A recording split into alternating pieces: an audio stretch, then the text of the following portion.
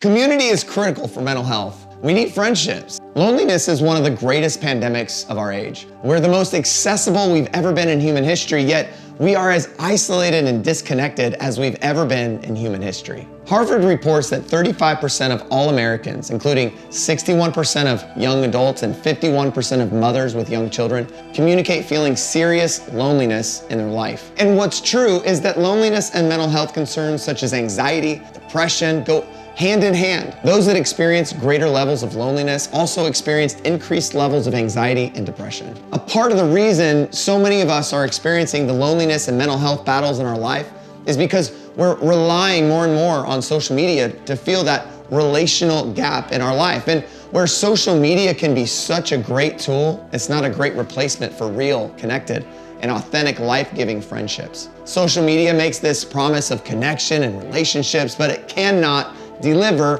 what you and I need in regards to community and relationships. If you want to make a healing choice in a life that has been devastated by loneliness or anxiety or depression, it might feel risky, it might feel incredibly hard, but try reaching out to a community.